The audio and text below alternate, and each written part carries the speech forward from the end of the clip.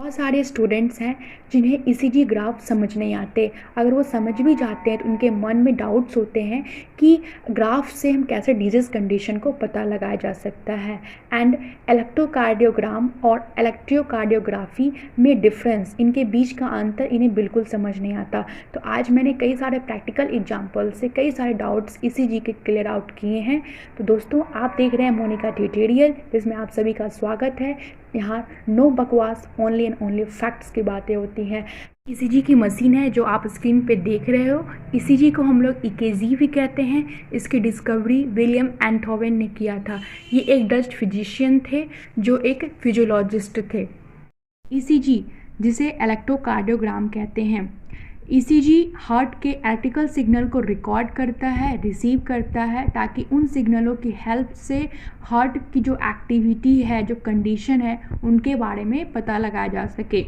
ECG करते वक्त person का जो चेस्ट वाला एरिया होता है या फिर जो बॉडी सरफेस एरिया होता है, उस पर इलेक्ट्रोड्स रखे जाते हैं। वो इलेक्ट्रोड सिग्नल को रिसीव करते हैं, रिकॉर्ड करते हैं, ताकि हार्ट के जो हार्ट बीट हैं उनके बारे में पता लगाया जा सके, हार्ट की कंडीशन के बारे में पता लगाया जा सके। इलेक्ट्रोकार्डियोग्राफी, इलेक्ट्रोकार्डियोग्राफी ग्राफिकल रिप्रेजेंटेशन होता है जो हार्ट का इलेक्ट्रिकल एक्टिविटी होता है उसका।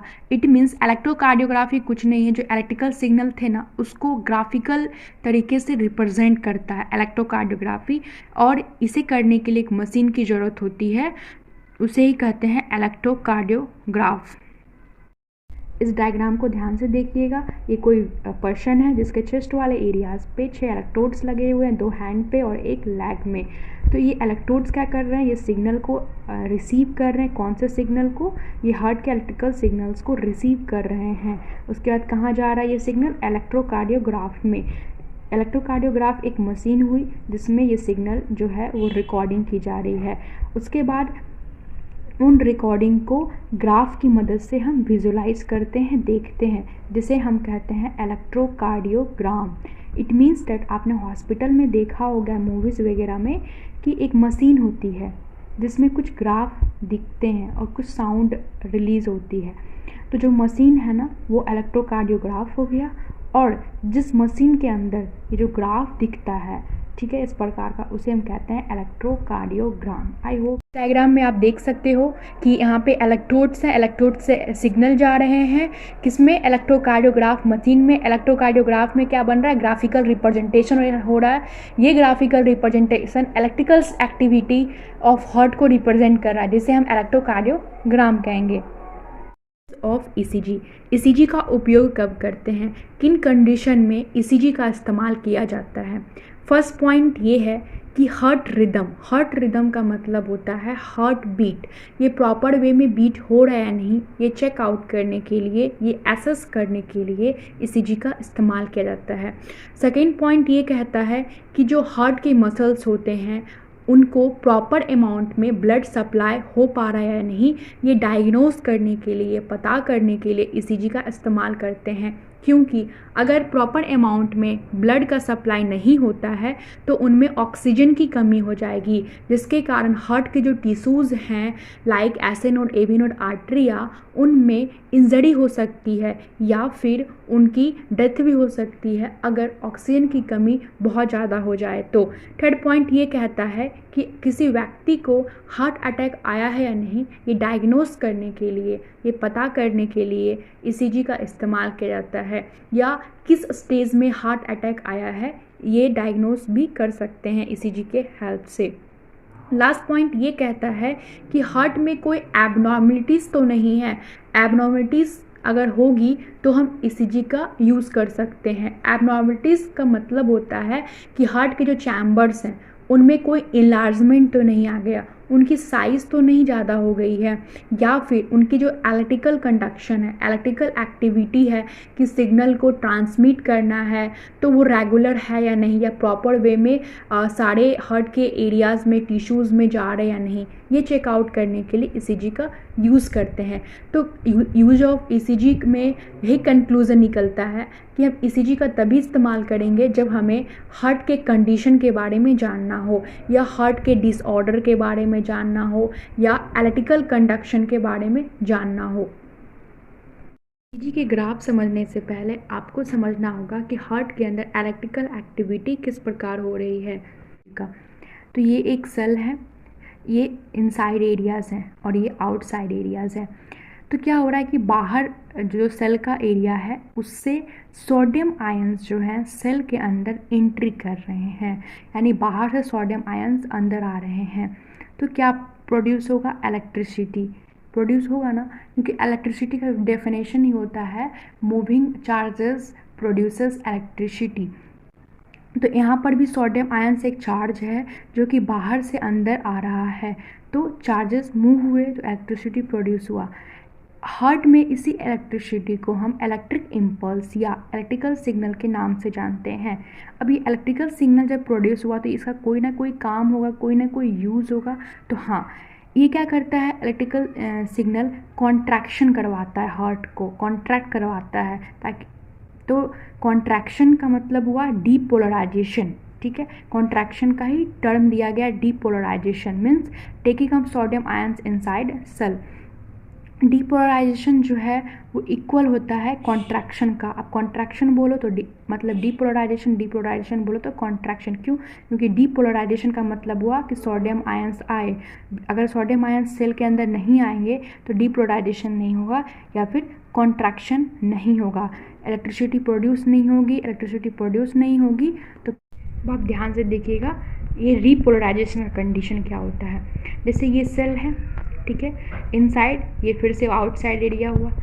जब सेल के इनसाइड से पोटेशियम आयंस बाहर जाएंगे, इट मीन्स सेल से जब पोटेशियम आयंस बाहर निकलेंगे तो क्या कंडीशन अराइज होगा? रीपोलराइजेशन का। When sodium ions goes outside the cell, then the condition arises is repolarization. Repolarization का मतलब हुआ रिलैक्सेशन, यानी कि रिपोलराइजेशन हुआ, सेल से पोटेशियम आयंस बाहर गए तो क्या हुआ? चार्जेस का मूवमेंट हुआ, तो फिर से इलेक्ट्रिसिटी प्रोड्यूस होगी और वो सिग्नल जब हार्ट क्या करेगा? रिलैक्सेशन का सिग्नल प्रोड्यूस करेगा। तो ये रिपोलराइजेशन का कंडीशन है।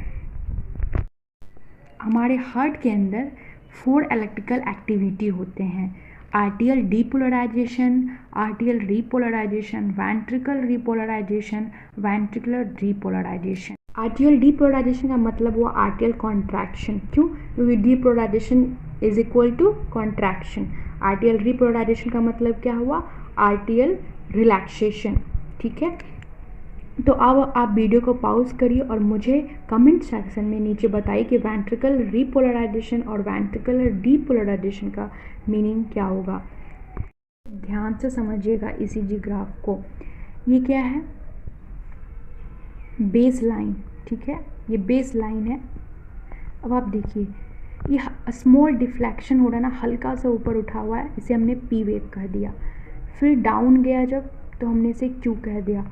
फिर से अप गया, इसे हमने आर कह दिया। फिर डाउन आया तो एस कह दिए। फिर अप जाकर अपवार्ड डायरेक्शन में थोड़ा सा ऊपर उठा, जिसे हमने टी कह दिया। ये जब P Q R S T ये पूरा जब प्रोसेस हुआ तो इसे हमने कहा 1 कार्डिक साइकिल, मतलब एक कार्डिक साइकिल कंप्लीट हो चुका है।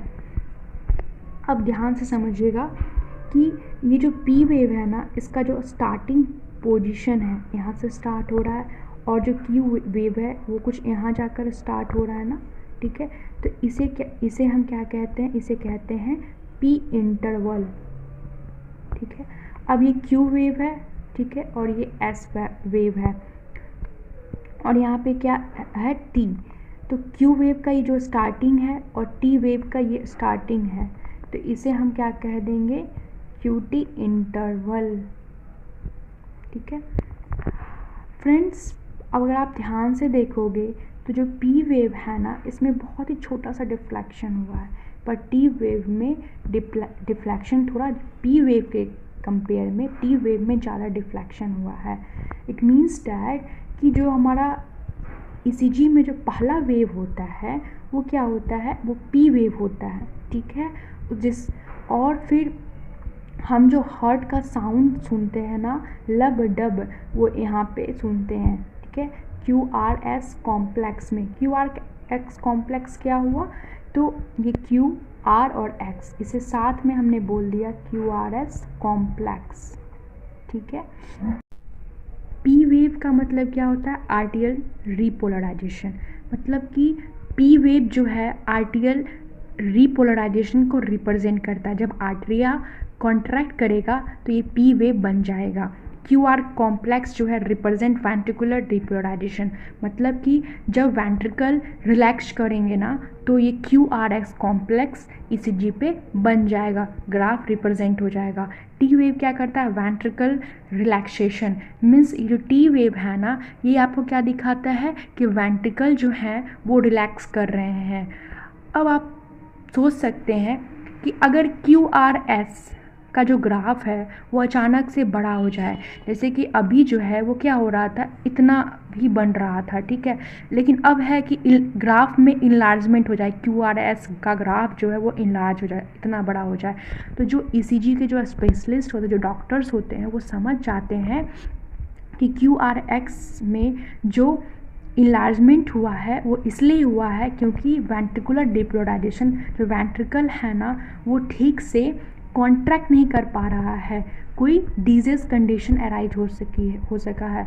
ठीक उसी तरीके से अगर टी वेव में इनलार्जमेंट हो जाता है, इसका मतलब वेंट्रिकल ठीक से रिलैक्सेशन शो नहीं कर रहा, ठीक से रिलैक्स नहीं कर पा रहा है। तो आप देख सकते हैं कि ग्राफ की हेल्प से हम कैसे देख सकते हैं कि किस तरह से हम डिजीज कंडीशन पता कर सकते हैं। ये तो सिंपल ग्राफ है, जब आप टिश्यू पेपर पे जब ये ग्राफ रिप्रेजेंट होता है उसमें टाइम वगैरह भी शो करता है, जिससे और भी अच्छे से हम पता कर सकते हैं। जैसे कि आपको जब मैं कार्डिक साइकिल में आपको अच्छे से समझाई थी कि 0.3 सेकेंड के लिए होता है, 0.1 सेकेंड के लिए होता है, तो उसमें क्या होता है, टाइम होता है कि आर्टरिया को कितने जैसे आर्टरिया है तो उसे 0.1 सेकेंड ही मिलता है कॉन्ट्रैक्शन का, लेकिन अगर ग्राफ पे 0.3 सेकेंड शो कर रहा है कि हमारा जो आर्टरिया है वो 0.3 सेकेंड में कॉन्ट्रैक्ट कर रहा है, इसका मतलब कि वो पर्सन को डिजीज हो गई है, वो कहीं ना कहीं हो सकता है वो आर्टियल फिब्रिलेशन से, इस टाइप के डिजीज से वो ग्रसित है। तो इस तरह से ईसीजी के ग्राफ जो होते हैं वो हमें हेल्प करते हैं। अब इस ग्राफ को आप ध्यान से देखो, ये क्या है? First wave P wave. Of course हमारा जो पहला वेव दिखाई दे रहा है वो क्या है? P wave. Highest amplitude R wave. अब हाई एम्पलीट्यूड का मतलब हाइट, ग्राफ का सबसे ज़्यादा हाइट किसका है? आर वेव का है ना, कि वो अपवर्ड वेव मतलब ऊपर की तरफ कौन सा वेव है? तो पी एंड टी।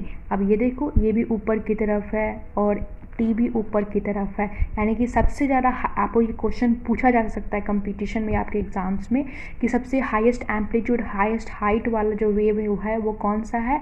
तो वो आर वेव है। और ऊपर की तरफ अपवर्ड डायरेक्शन में कौन सा वेव है? तो पी और टी वेव है, ठीक है। अब एक डाउट उठता है कि आपने जब कहा कि इलेक्ट्रिकल एक्टिविटी 4 होते हैं हमारे हार्ट के अंदर, तो आपने 3 ही क्यों बताया है, एक मिसिंग क्यों है? वो इसीलिए है क्योंकि जब आर्टरिया कॉन्ट्रैक्ट कर रहा होता है उसी टाइम वेंट्रिकल जो है वो रिलैक्स कर रहे होते हैं। It means that same time में कॉन्ट्रैक्शन हो रहा है और एक तरफ रिलैक्सेशन हो रहा है, तो जो ग्राफ है ना वो क्या होता है? ओवरलैप कर जाते हैं, ठीक है, ओवरलैप कर जाते हैं। तो उसमें क्या होता है? वेंट्रिकल का जो रिलैक्सेशन है वो शो करता है, लेकिन आर्टरिया का कॉन्ट्रैक्शन शो नहीं कर पाता, क्योंकि वेंट्रिकल को 0.3 सेकेंड मिलता है रिलैक्सेशन के लिए, बट जो हमारा आर्टरिया है उसे कॉन्ट्रैक्शन के लिए 0.1 सेकेंड मिलता है। तो टाइमिंग किसका ज़्यादा है? 0.3 सेकेंड का वेंट्रिकल का, तो वेंट्रिकल का ग्राफ शो कर देता है, और 0.1 सेकेंड जो आर्टरिया का है कम समय की होने की वजह से और ओवरलैपिंग की वजह से ये शो नहीं कर पाता। अगर ओवरलैपिंग नहीं होता तो शो करता, बट सेम टाइम होने की वजह से, ओवरलैपिंग होने की वजह से जो है ऐसा कंडीशन अराइज होता है कि ईसीजी पे आर्टरिया का कॉन्ट्रैक्शन नहीं देख सकते हैं। ईसीजी ग्राफ की हेल्प से हम कैसे डिजीज़ को डायग्नोसिस कर सकते हैं, डिजीज़ के बारे में पता कर सकते हैं। तो फर्स्ट पॉइंट ये कहता है कि अगर पी वेव का इनलार्जमेंट होता है, अगर पी वेव का साइज बड़ा हो जाता है तो क्या होगा कि इसका मतलब ये हो रहा है कि आर्टेरिया में डिसऑर्डर हो रही है, आर्टेरिया का साइज बढ़ चुका है। आर्टेरिया का साइज क्यों बढ़ जाता है ये आपको मैंने हार्ट जब पढ़ाया था तो आपको एक्सप्लेन किया था, नीचे डिस्क्रिप्शन में लिंक भी दिया होगा। मैं आपको शॉर्ट में समझा देती हूँ। क्या होता है कि जो आर्टेरिया होता है ना, वो हमारे बॉडी से ब्लड को कैरी करके क्या करता है, अपने अंदर पूरा फील करता है, ठीक है। लेकिन उसकी एक कैपेसिटी होती है। तो क्या होता है कि जब उसमें कॉन्ट्रैक्शन का जो सिग्नल जाता है कि अब आपको कॉन्ट्रैक्ट करना है, ब्लड को बाहर निकालना है, वेंट्रिकल में देना है, तो ये जब कॉन्ट्रैक्शन, जो इलेक्ट्रिकल सिग्नल इरेगुलर चलता है ना, इम्प्रॉपर वे में चलता है, तो आर्टेरिया जो है वो कॉन्ट्रैक्ट भी नहीं कर पाता, ठीक से ब्लड को निकाल भी नहीं पाता, इजेक्ट भी नहीं कर पाता। उससे पहले ही आर्टेरिया में फिर से ब्लड फील होने लगता है। तो जब ऐसे कंटिन्यूस प्रोसेस होते हैं ना, तो ऑब्वियस बात है आर्टेरिया क्या करेगा, थोड़ा सा अपने आप को और कॉन्ट्रैक्ट करेगा, और मतलब अपने आप को फैलाने की कोशिश करेगा, जिससे आर्टेरिया की साइज बढ़ जाती है। और ये बहुत ही सीरियस डिजीज़ है, क्योंकि अगर उसमें लगातार ब्लड अगर बढ़ेंगे तो क्या होगा ना कि उसमें जो है क्लॉट बनने लगेंगे। क्लॉट मीन्स गुच्छा बनने लगेगा। अब लगातार अब निकल भी नहीं रहे हैं और ब्लड उसमें डाले जा रहे हैं, तो ब्लड क्लॉटिंग होती है। और ब्लड जो खून की नलियाँ होती हैं, जो ब्लड वेसल्स होते हैं, जब वो क्लॉट उसमें फ्लो करते हैं ना, फ्लॉट करने लगते हैं, तैरने लगते हैं, और धीरे धीरे जब वो ब्रेन में चले जाते हैं, तो उसे ही कहते हैं ब्रेन स्ट्रोक। सेकेंड में ये कहा जा रहा है कि जब क्यू और आर वेव का इलार्जमेंट होता है, यानी कि जब क्यू और आर वेव जब बड़े हो जाते हैं, ठीक है, इसका मतलब ये है कि आपको मायोकार्डियल इफ्रैक्शन हुआ है। ये भी मैंने आपको समझाया था कि जब मायोकार्डियम जो मसल्स होते हैं, जब उनमें इन्फेक्शन होता है तो उसे कहते हैं मायोकार्डियल इन्फेक्शन, जिससे हम हार्ट अटैक का डिजीज़ भी कंडीशन अराइज होता है। थर्ड पॉइंट ये कह रहा है कि S T segment is elevated, means अगर एस टी सेगमेंट जो है, एस टी जो वेव है, जो मैंने आपको भी थोड़ी देर पहले समझाया था कि टी वेव क्या कर रहा था, आर्टेरिया का रिलैक्सेशन को शो कर रहा था ना, और क्यू आर एस कॉम्प्लेक्स में एस और एस ग्राफ आपने देखा था, तो उसी बारे में बात हो रही कि एस टी जो ग्राफ है ना, अगर एलिवेटेड होती है, मीन्स अगर हाई होती है, तो इसका मतलब ये होता है कि मायोकार्डियल इन्फ्रैक्शन हुई। मायोकार्डियल इन्फ्रैक्शन मैंने समझाया था आपको पहले भी। इट मीन्स दैट आपका जो मायोकार्डियल मसल्स है उसमें इन्फेक्शन हो गई है। और अगर एस टी सेगमेंट का ग्राफ डिप्रेस हो रहा है, इस मीन्स दैट नीचे जा रहा है, ठीक है, उसकी साइज छोटी हो रही है, इसका मतलब कि आपका जो मायोकार्डियम मसल्स है, हार्ट मसल्स है, उसमें इम्प्रॉपर अमाउंट ऑफ ऑक्सीजन जा रहे हैं, प्रॉपर अमाउंट ऑफ ऑक्सीजन नहीं जा रहे। आपको पता होना चाहिए कि अगर इम्प्रॉपर अमाउंट ऑफ ऑक्सीजन जाता है ना हार्ट के मसल्स को, तो कई सारे टिश्यूज़ डेथ हो जाते हैं। और जो हार्ट का अगर टिश्यू डेथ हो जाएगा, तो आपको पता होना चाहिए कि इलेक्ट्रिकल सिग्नल नहीं जाएंगे और हमारा हार्ट बीट नहीं करेगा। अगर हार्ट बीट नहीं करेगा तो ऑब्वियस बात है पेशेंट का डेथ हो जाएगा। तो ये काफ़ी सीरियस कंडीशन होती है। The monitoring machine, monitoring machine तो मैंने आपको बताया ना क्या होता है, इलेक्ट्रोकार्डियोग्राम मशीन, जो कि साउंड करती है पिप पिप पिप। इसका मतलब ये हुआ कि आपको कार्डिक अरेस्ट हो चुका है। इसका एक गुड एग्जांपल मैं आपको दे सकती हूँ। जब आप मूवीज़ वगैरह देखते होंगे, उसमें ऐसा कंडीशन आता है कि पेशेंट है और एक मॉनिटर लगा हुआ, एक मशीन लगी हुई है, उसमें एक अचानक से साउंड आती है पिप पिप, और कहा जाता है कि इसे कार्डिक अरेस्ट हो गया है। कार्डिक अरेस्ट का मतलब होता है complete blockage of electric impulse in ऐसे नोड, मीन्स ऐसे नोड से जो इलेक्ट्रिकल इम्पल्स जनरेट होती है वो जनरेट हो ही नहीं पा रही ऐसे नोड में, तो ट्रैवल तो कर नहीं पाएगी। अगर ट्रैवल नहीं करेगी, अगर सिग्नल नहीं मिलेगा, तो हार्ट कॉन्ट्रैक्ट नहीं करेगा। ये जो कार्डिक अरेस्ट जो डिजीज़ है, इन डिजीज़ की वजह से ही जो इंडियन एक्टर श्रीदेवी थी उनका डेथ हुआ था। तो ये सब काफ़ी सीरियस डिजीज़ हैं जो हम ईसीजी के हेल्प से हम डायग्नोसिस कर सकते हैं, पता कर सकते हैं। तो दोस्त, आई होप आपको ये वीडियो हेल्प किया होगा। अगर आप चाहते हैं कि आपके फ्रेंड्स, फैमिलीज़ मेम्बर्स भी इस वीडियो को देखकर नॉलेज गेन करें और मेरी छोटी सी मैसेज उन तक पहुंच जाए, तो प्लीज़ इस वीडियो को शेयर कीजिएगा व्हाट्सएप के थ्रू, फेसबुक, इंस्टाग्राम, जहां आप चाहो। एंड आई होप अगर थोड़ी सी भी हेल्प मिली है तो प्लीज़ चैनल को सब्सक्राइब कर दीजिएगा, ताकि इससे मुझे मोटिवेशन मिल सके और आपके लिए और बेहतर वीडियो मैं दे सकूं। Thank you so much for watching my videos.